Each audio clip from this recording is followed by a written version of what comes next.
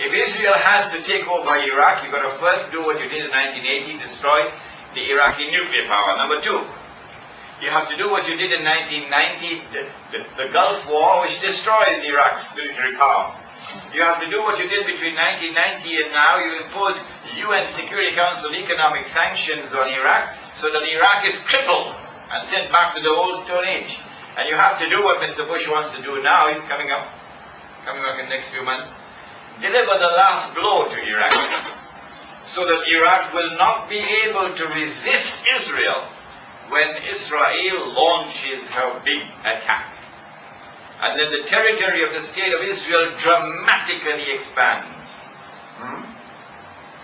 I don't have the time, but there's so much more I could have spoken on this subject, a Muslim response to the attack on America, but we don't have the time. When Israel launches that attack and the territory of the state expands dramatically, then Israel can export the Palestinian population out very easily. At the same time that this is happening, the US economy will collapse. The US dollar will collapse. We already see the signs. If we have the time, sometime I'll deliver a lecture on Islam and the international monetary system. And this will explain to you why paper money is going to disappear. And when paper money disappears, what's going to be money? Huh? Plastic. Plastic. No, this is not a credit card, eh? It's a debit card. Plastic will be money.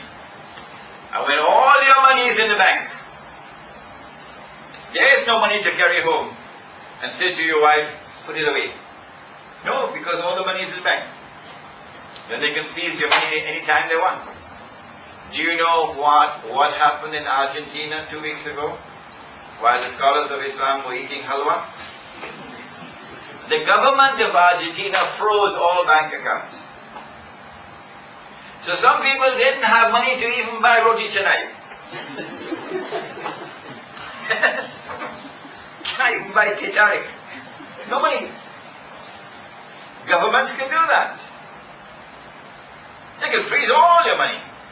They can say such and such a person is a terrorist. No evidence, of course, but he's a terrorist. Freeze his account. Seize his money.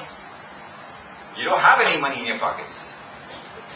The reason why we are here with this perilous state now before us is because we abandoned Muhammad alayhi salatu wasalam. He gave us real money, and we abandoned the real money, and we took the paper money, and we paid the price for it. When the US economy collapses, and the US dollar collapses, and the state of Israel expands dramatically, and the state of Israel defies the President of the United States who says, withdraw. Israel does not withdraw. So the President says a second time, withdraw. Israel does not withdraw. The President says, would you please withdraw? Israel does not withdraw. So the President, I understand why Israel is not withdrawing. And then Israel is able to defy the Security Council of the United Nations, which adopts a resolution. We want to send a fact-finding mission to Jenin. Israel says, no, you're not going to do that. What does the Security Council do? Back down. Israel now becomes the ruling state in the world, because no one can impose their will on the state of Israel. When Dajjal achieves that, and that is around the corner, of course the foreign ministries are all going to be surprised, and the universities are all going to be surprised. But you and I who studied Surah Al-Kahfi, we will not be surprised. No. When Israel becomes the ruling state in the world, then Israel will rule the world for how long? A day which is as long as a week. How long will that be? Maybe 20 years, 30 years, I don't know. At the end of that period of time, then Dajjal will now be in a day which is like our day. And therefore he will be in our dimension of time, which is around the corner, maybe about 40 years, 50 years from now. At that time, the water in the Sea of Galilee will have dried up. How long will it take for that water to dry up? That's how long it will take for Dajjal to appear as a human being, as a Jew, as a young man, powerfully built with curly hair. Notice I'm saying nothing about his eyes. That will come in the lecture on Islamic spirituality, which is at Loram K. Islamic spirituality. Dajjal will now rule the world from Jerusalem. He has fulfilled his mission of impersonating the Messiah. So he can rub his hands, it is a mission accomplished. It is at that time that the Imam al-Mahdi will emerge, that we spoke about last night. And then Dajjal will attack the Imam. Because the Imam has succeeded in restoring Darul Islam to the Arabian Peninsula. The state of Saudi Arabia is now in the garbage bin from where it came in the first place. And Islam has re-emerged in its cradle. Darul Islam in Arabia. This is the greatest and the most potent threat of all to the state of Israel. And that's coming. That's coming. And so Dajjal has to respond. He has to attack the Imam al-Mahdi. The Prophet said, alayhi salatu wasalam, he pointed his hand 20 times to the east. He said it's from the east that he will attack. And yesterday we told you how he will attack. He will be riding on a donkey. The donkey will have his ears stretched out wide. The donkey will travel as fast as the clouds. And I told you I visited Hong Kong last week on that donkey. And so we're talking about fighter aircraft. The state of Israel is going to be attacking using fighter aircraft, but will be attacking from the east. So it is Dahran we're talking about. What used to be the Saudi Air Force Base in Dahran, and now it's the American Air Force Base in Dahran. The attack comes from the east. The angels will guard Mecca and Medina. And Sahih Muslim tells us that the attack is going to be diverted to Damascus. And then comes the confrontation that we described last night. We don't have to repeat it again.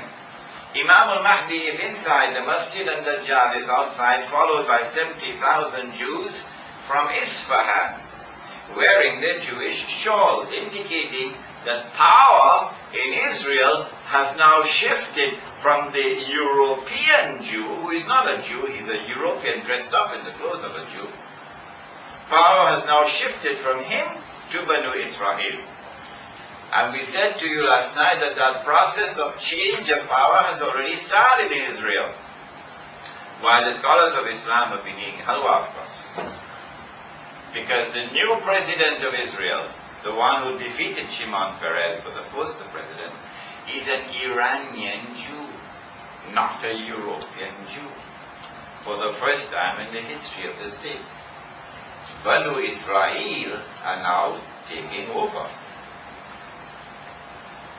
Imam is inside and Dajjal is outside. And at that moment the son of Mary comes down. The water in the Sea of Galilee is now dry. I am saying to you that that event is approximately 50 years away from now. The Imam says, here he is, this is the son of Mary. And so history repeats itself. Because once before it happened, when John the Baptist, Yahya alayhi salam, said, here he is, this is the man you've been waiting for, this is the Messiah. And then the true Messiah comes out and confronts the false Messiah.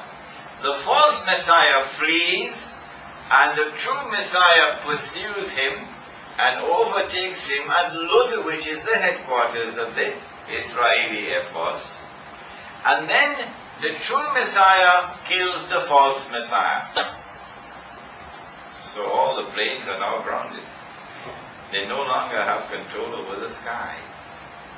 The source of their power is that they control the sky. The skies no longer belong to them. The Dajjal is now destroyed. Now comes the end of Gog and Magog, which we could not deal with last night. This solitary hadith is in Sahih Muslim. The solitary hadith declares that it is now that Gog and Magog are released. And the first of them will pass by the Sea of Galilee and start to drink the water.